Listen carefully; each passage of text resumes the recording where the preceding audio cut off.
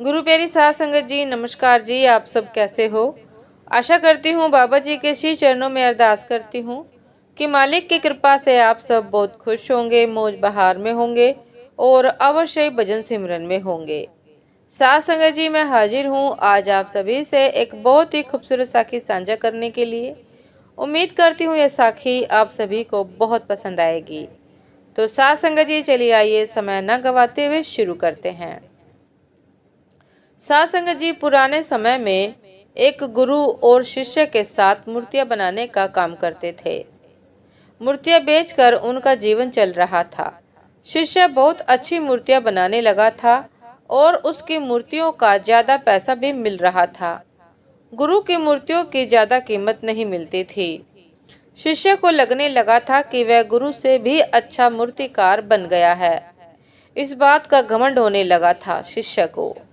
साध संगत जी, गुरु उसे रोज यही कहते थे कि बेटा, और मन लगाकर सफाई से काम करो, तुम्हारी मूर्तियों में अभी भी कमी रहती है। गुरु से अपने काम की आलोचना सुनकर शिष्य को लगता था कि गुरुजी की मूर्तियां मुझसे कम कीमत में बिकती हैं, शायद इसलिए गुरु मुझसे जलने लगे हैं। जब कुछ दिनों तक लगातार गुरु ने उसे अच्छा काम करने की सलाह दी तो एक दिन शिष्य को गुस्सा आ गया। साध संगत जी, शिष्य ने गुरु से कहा कि गुरुजी, मैं आपसे अच्छी मूर्तियां बनाता हूँ, तभी तो मेरी मूर्तियां ज्यादा कीमत में बिकती है, फिर भी आप मुझे ही सुधार करने के लिए कहते हैं।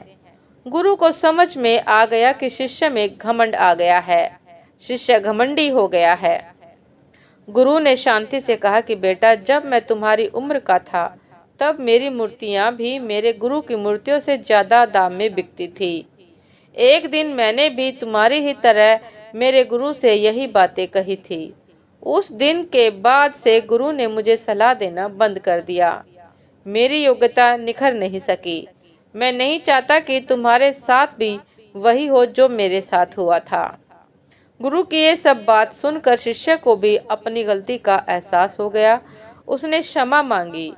इसके बाद वह गुरु की हर आज्ञा का पालन करता और धीरे धीरे उसे अपनी कला की वजह से दूर दूर तक ख्याति मिलने लगी। साध संगत जी, एक सच्चा गुरु अपनी गलतियों से सीखता है और वह चाहता है कि जो गलतियां उसने की है वह उनका शिष्य कदापि ना करे। साध संगत जी, गुरु शिष्य की कमियों को दूर करके उसकी योग्यता को निखारते हैं। ये बात शिष्य को समझनी चाहिए। साध संगत जी, ये थी आज की एक बहुत ही खूबसूरत साखी। उम्मीद करती हूँ ये साखी आप सभी को बहुत पसंद आई होगी। यदि पसंद आई हो साध संगत जी तो लाइक, कमेंट, शेयर करना ना भूलिएगा। चैनल पर जो भी नए हैं कृपा करके सब्सक्राइब कर लीजिएगा ताकि चैनल पर मिलने वाली सभी शब्द साखियों की अपडेट आप सभी को समय पर मिलती रहे। साध संगत जी, आपसे फिर मुलाकात होती है एक नए शब्द साखी के साथ, एक नए विचार के साथ। तब तक के लिए नमस्कार जी। सदा खुश रहिए, मुस्कुराते रहिए, भजन सिमरन करते रहिए। नमस्कार जी।